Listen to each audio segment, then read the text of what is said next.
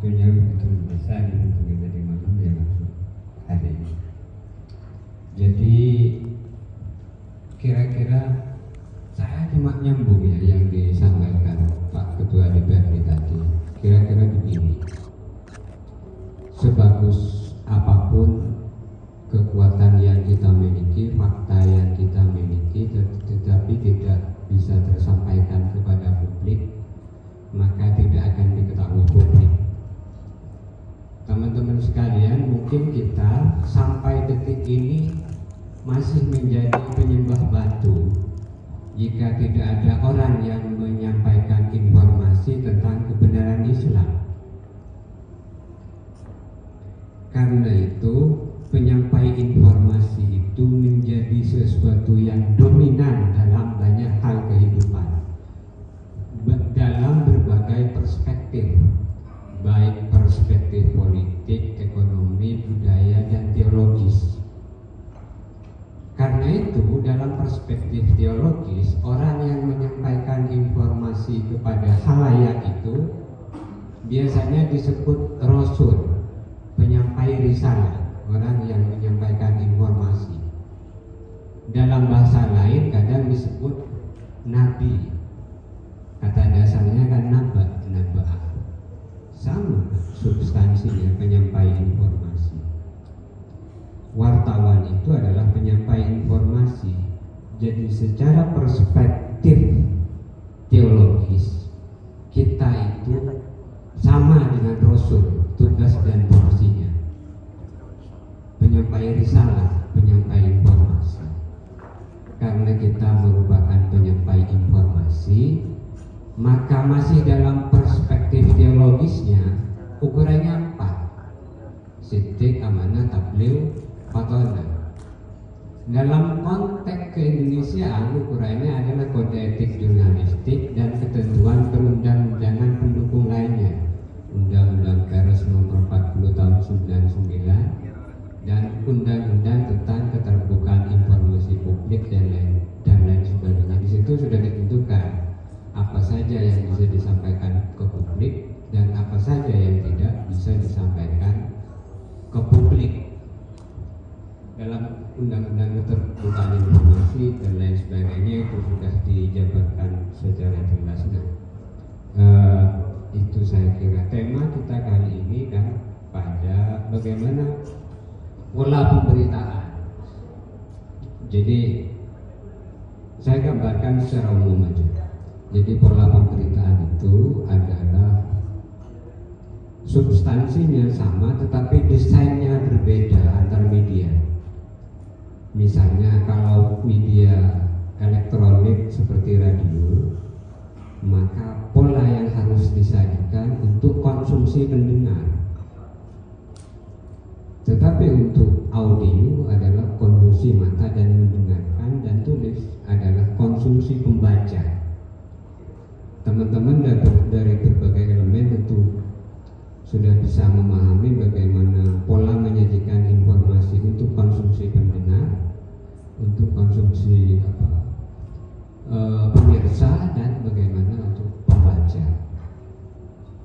Nah, di sini mungkin tidak bisa kita jelaskan secara rinci karena waktunya memang terbatas. Tetapi satu hal yang perlu dipahami oleh semuanya, bahwa berita itu bisa tersampaikan sesuai dengan keinginan kita apabila tersalurkan kepada media yang benar dalam tanda petik di situ sesuai dengan konsumsi khalayak. Jadi para pemanfaat media itu seharusnya sudah tahu, memiliki peta. Jadi saya ingin menyampaikan tentang berita ini. Kira-kira saluran yang tepat itu menggunakan media apa saja? Itu yang perlu dipahami. Kalau misalnya berita ekonomi, Anda akan percuma menyalurkan informasi itu kepada media yang khusus membuat konten berita tentang kriminal. yang harus tahu di situ. Sama dengan berita politik, tetapi dirilis ke media yang khusus memberitakan sepak bola, hangus itu rilisnya, tidak akan tayang. Melihat peluang seperti itu adalah penting.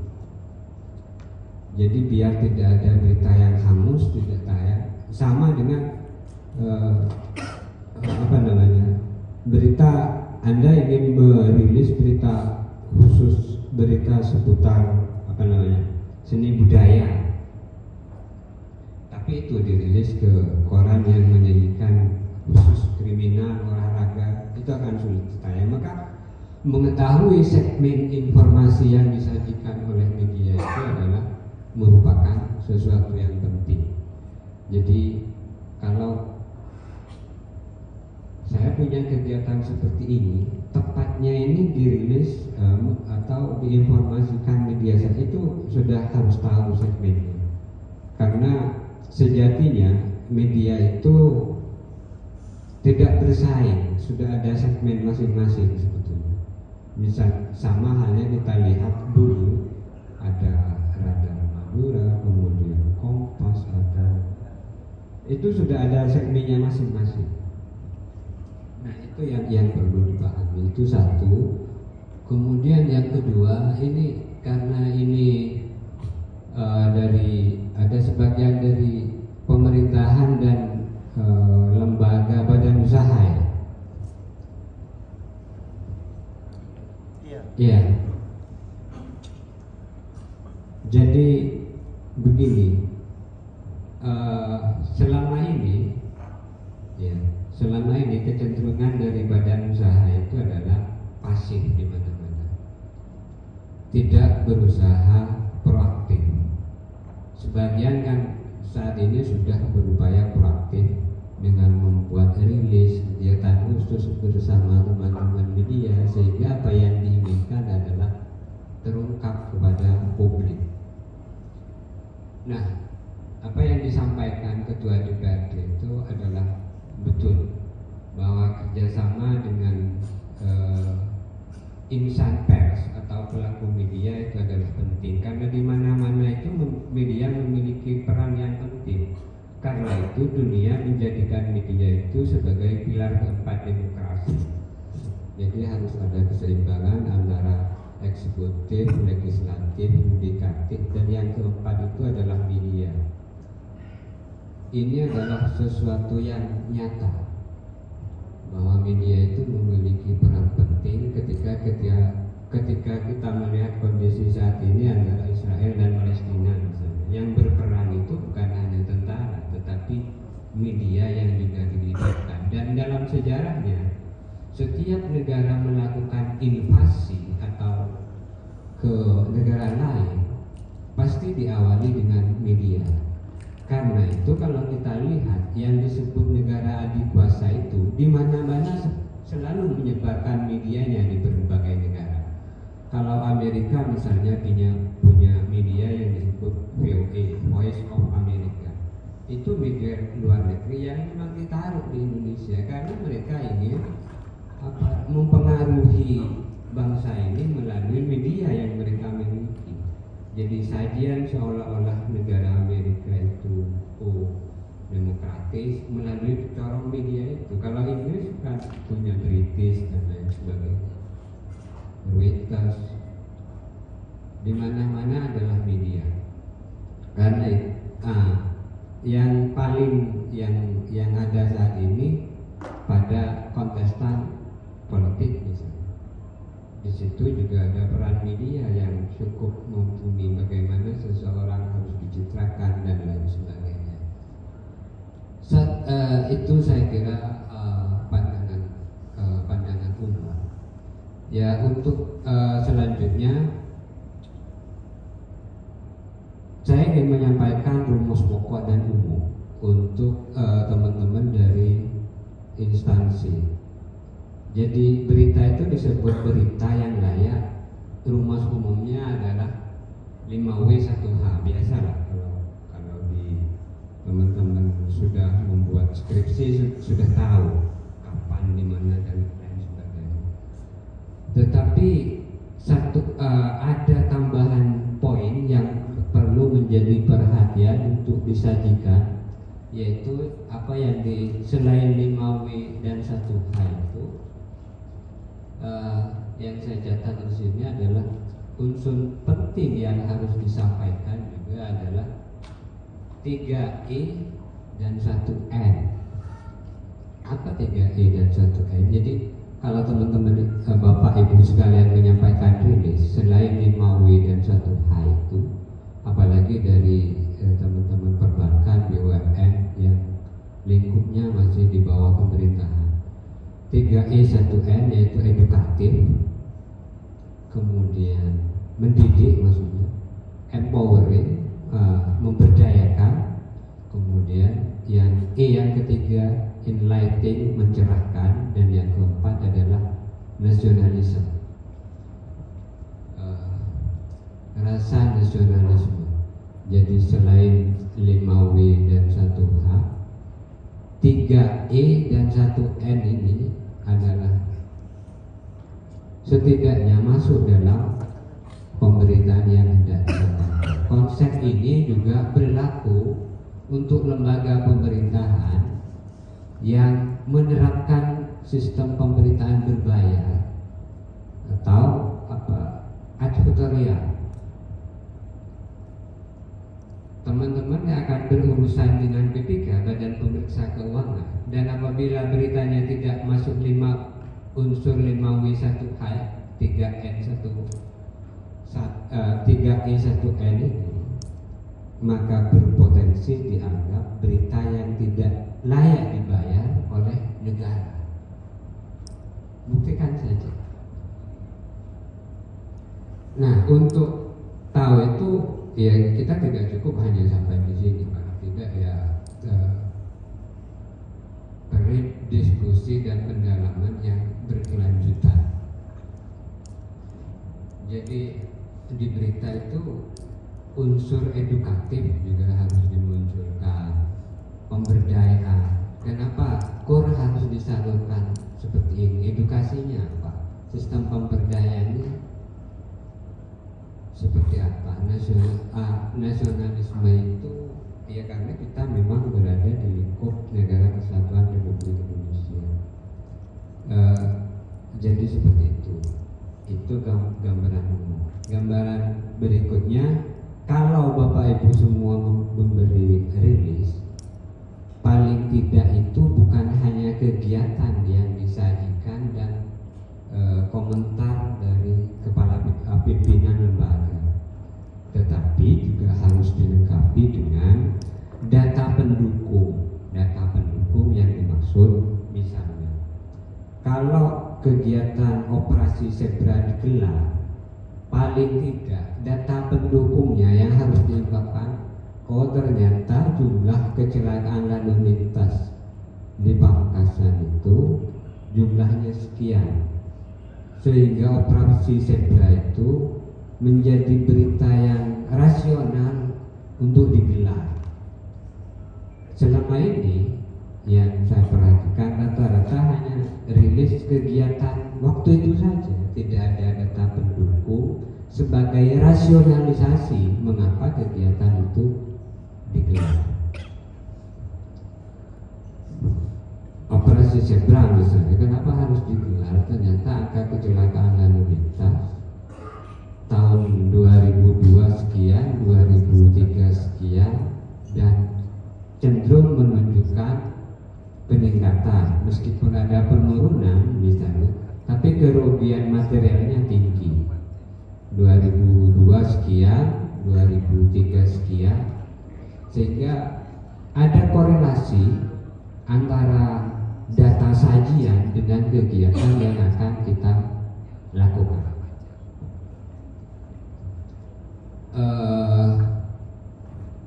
Jadi seperti itu kira-kira gambarannya.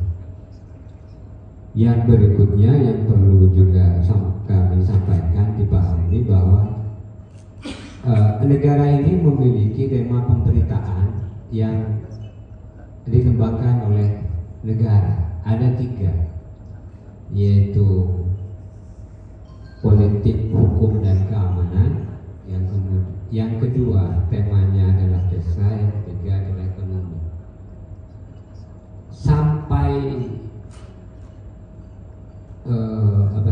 Sampai pergantian presiden 20 November kemarin, tema ini tetap berlangsung sampai detik ini. Jadi kenapa ini perlu kami sampaikan? Karena begini, nilai berita itu beda ya kalau Anda menginginkan berita itu berbayar. Kalau berita berbayar, meski beritanya tidak bernilai, asal bayar, itu sudah pasti tayang. Tetapi kalau Anda menginginkan berita itu tayang dan lebih bernilai, maka Anda juga harus memahami tema-tema berita nasional yang menjadi program pemerintah pada 3 hal: politik, hukum, dan HAM, kesejahteraan rakyat, kemudian yang ketiga ekonomi. Berita itu menjadi bernilai dan dianggap penting apabila nyambung ke tema nasional yang diangkat oleh negara itu. Nah, itu saya kira. Dan berikutnya yang harus perlu saya sampaikan juga dengan setting media. Jadi pola pemberitaan itu sebetulnya ada 2, positivistik dan kritis. Positivistik itu jenis pola pemberitaan yang top down, dari atas ke bawah.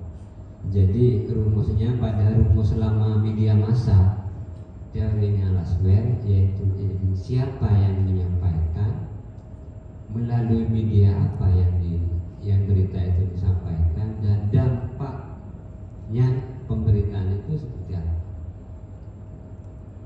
Jadi lurus-lurus saja. Teori ini mengungkapkan bahwa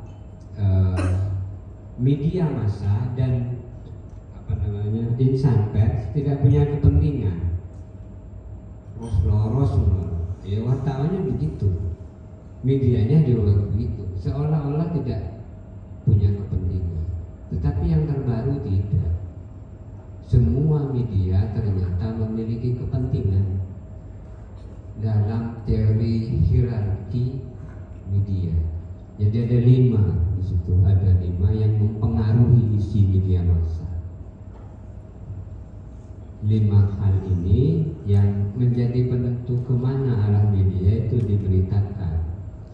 Yang 5 itu apa saja?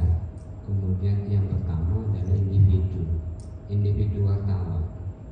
Individu wartawan itu ikut menentukan warna berita dan warna media.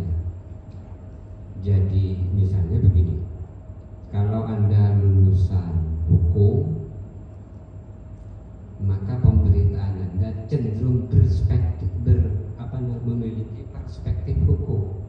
Kalau yang ekonomi juga cenderung memiliki pemberitaan yang memiliki perspektif ekonomi. Yang pendidikan agama juga begitu. Kemudian individu yang kedua adalah kebijakan internal perusahaan itu mau diarahkan kemana, dan yang berikutnya adalah organisasi di internal itu. Yang keempat adalah pemiliknya siapa, media ini miliknya siapa. Kemudian yang kelima itu adalah pengaruh eksternal yang mempengaruhi pada organisasi media apa, iklan. Jadi kalau Pemkab Pamekasan sering beriklan ke Kabar Madura, tidak mungkinlah pemberitaan di Kabar Madura itu sekritis dengan media yang tidak beriklan ke Pemkab Pamekasan. Pengaruh eksternal itu sangat dominan. Pengaruh eksternal sangat dominan.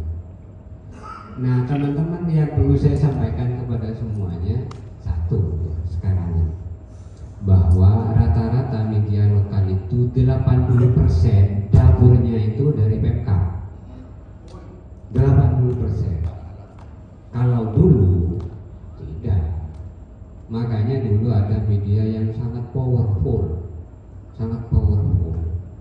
Jadi seolah-olah ngatur pemerintahan dulu, kalau sekarang tidak ada. Jadi begini, saya melihat, jadi di atas iklan, di bawahnya kritik, nyerang, bukan hanya mengkritik, tapi nyerang. Beda. Kalau kritik itu dengan solusi, tapi nyerang itu tanpa solusi biasanya. Kalau pemerintah, kalau kritiknya begini, solusinya ada. Tapi kalau nyerang, dilempar saja tanpa ada berita solusi, dan cenderung tidak mengkonfirmasi pihak yang diserang itu bertanya. Selain salah secara etika, ini secara salah dalam sisi jurnalistik, karena jurnalistik itu menekankan keseimbangan antara pihak yang menyerang dengan yang diserang. Nah, sekarang enggak, jadi powerful lah kata itu. Makanya ketika ada media yang berupaya menyerang, coba dihentikan 1 bulan udah kelopak itu dimanapun, kecuali media nasional yang dapurnya tidak tergantung kepada PK, banyak yang tergantung kepada iklan perusahaan dan lain sebagainya, banyak media yang tergantung. Jadi itu pasti.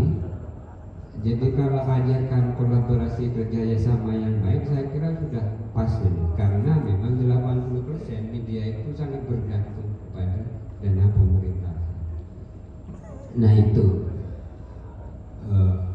itu mungkin yang perlu saya sampaikan, dan selanjutnya masih ada waktu sudah. Terima kasih. Baik, terima kasih.